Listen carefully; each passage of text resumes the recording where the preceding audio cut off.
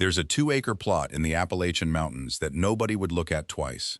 No barn, no tractor, just trees. And buried under the leaf litter beneath those trees is a crop that, root for root, is worth more than most people's monthly paycheck. The owner never advertises it, never posts about it. Because the moment too many people know what's growing under that canopy, the price starts to drop. That's the real secret behind plant wealth. It was never about having more land. It's about knowing which plants the market is starving for and which ones are quietly overpriced hype. Today we're going through 21 of them, sorted by how fast they pay, how hard they are to fake, and how much of the world is competing for the same buyers you are.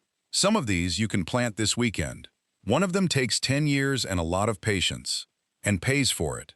Stick around, because number one on this list is the plant almost nobody's growing correctly, and it's the reason some small farms are out-earning full-time professionals. Let's start with the patience plays, the plants that punish impatience and reward the people willing to wait. American ginseng is first. Wild simulated roots, grown scattered through real forest instead of packed under shade cloth, can take 8 to 10 years to mature. But that slow method is exactly why dried wild-grown root has sold for hundreds of dollars a pound.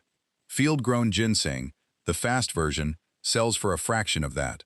Same plant, different method, completely different paycheck. Next, golden seal, ginseng's quieter forest cousin. It wants shade, damp hardwood soil, and years of patience.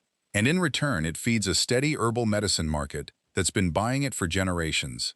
Then there's vetiver, a grass most people have never heard of, whose roots are distilled into an oil the perfume industry considers irreplaceable.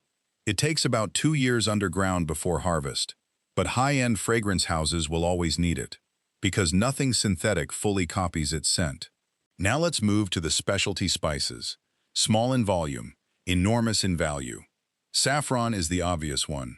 It takes roughly 150,000 hand-picked flowers to produce 1 kilogram of dried threads, which is exactly why it remains one of the most expensive spices on earth. It flowers in autumn, when most other crops are done for the year, so it fills a calendar gap instead of competing for space. Vanilla is saffron's tropical equivalent. Its orchid flowers open for a single day, and if they're not hand-pollinated in that window, that flower produces nothing. That fragility is the entire reason vanilla beans command premium prices worldwide. Wasabi belongs here too. Real wasabi, not the dyed horseradish paste served in most restaurants. It needs cold, constantly moving water, and exact temperatures, which is precisely why so few farms grow it, and why chefs pay well above market rate for the authentic root. Now, the wellness and supplement crops, these live and die on scientific credibility, not folklore. Turmeric's value depends almost entirely on curcumin content, the compound behind its anti-inflammatory reputation, so higher curcumin roots earn a real premium over average ones. Ashwagandha has 3,000 years of use in Ayurvedic medicine, and modern research on stress and cortisol has pushed global demand higher than supply, especially for growers who can prove quality. Elderberry rode the immune health wave hard. A mature acre can produce several thousand pounds of berries a year, but they spoil fast, so growers who freeze or process quickly capture far more value than those who don't. Milk thistle, black seed, and tulsi round out this group. 3 plants with long medicinal histories now backed by modern research on liver health, inflammation, and stress, feeding a supplement industry that's still growing every year. Now the everyday crops hiding a luxury tier. Garlic looks like the least exciting plant on this list, until you separate commodity garlic from hardneck heirloom garlic sold to chefs and specialty buyers. Same vegetable, wildly different price.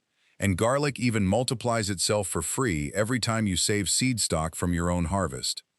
Ginger works the same way. Fresh root is the bottom rung. Dried, powdered, or extracted into oil, it climbs into a completely different pricing tier. Moringa is one of the most efficient plants on this list. Leaves, seeds, and pods are all sellable, and it can be harvested repeatedly from a single planting, feeding local, regional, and export markets at the same time. Aloe vera thrives in poor, dry soil where other crops struggle, and its gel and extracts feed the skincare and supplement industries continuously once established. Next, the fast cash crops for people without 10 years to wait. Specialty mushrooms, Oyster, shiitake, and lion's mane can go from spore to harvest in as little as 3 weeks, grown indoors with no land at all. Space efficiency here is almost unmatched in agriculture. Microgreens are even faster, ready in 7 to 14 days, sold directly to restaurants and health-focused buyers who pay a premium for freshness. Then the flower economy. Lavender is the standout, not just for dried bundles or essential oil, but because well-run lavender farms often earn more from agritourism, workshops, and finished skincare products than from raw flowers alone. Calendula is lavender's smaller cousin in the clean beauty world, prized for its skin-soothing properties in salves and natural cosmetics. Specialty cut flowers close this group.